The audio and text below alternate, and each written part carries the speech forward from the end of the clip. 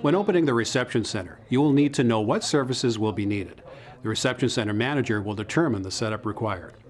Depending on many variables, including the size of the disaster and the services required, you may or may not set up the entire facility. Small-scale evacuations or emergencies that are short in duration may not require the full services of a reception center. For example, a reception center might be open during a prolonged power outage or severe winter storm so that residents have a place to go to get information and a hot cup of coffee. Under these circumstances, people would not likely need to register or receive referrals, so the reception center may only need a small number of ESS workers. If the incident changes and the evacuee's needs change, the type of services may expand and may require more ESS staff. For example, an evacuation caused by a gas leak could go from being just a couple of hours to a day or even more. Or the event may grow in scale like the forest fires in 2003, when all the functions of a reception center are activated and are filled by workers over an extended period of time. The important thing to remember is that the reception center organization can expand or contract as needs change. Having determined the services to be provided, you will decide on a floor plan suitable for this response and identify the equipment and supplies needed. Your ESS management team will have surveyed various facilities, developed an inventory or directory of what is available at each, and designed floor plans for different service levels as part of the ESS planning process. When evacuees come to a reception center, they are greeted by an ESS meter and greeter who will assess their needs and send them to the appropriate station at the reception center.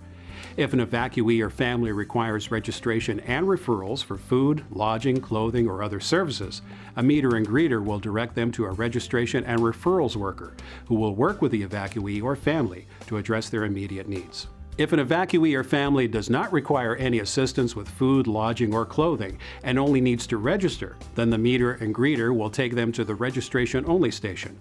Registration-only is an express line, which can fast-track evacuees who only need to register. This process is called the one-stop option. Although the provincially recommended model for providing services to evacuees is the one-stop option, there may be times when your team needs to move to a modified version of the service delivery called the two-stop option. The two-stop option works as follows. Stop 1. All evacuees are taken to the registration station to register their safety and whereabouts. Stop 2.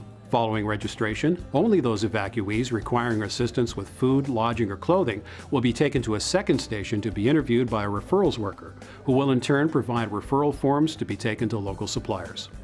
Now, which system you use will depend on several factors, such as the number of evacuees, the number of ESS workers, the number of walk-in volunteers, or the reception center floor plan. Your ESS management team will need to decide which method will be the most effective given the circumstances of the incident. Either option is viable. It's important to remember that registration and referrals are only two of the many services potentially available at a reception center. And remember, too, that as the response evolves, so will the reception center. One final thought we leave you with.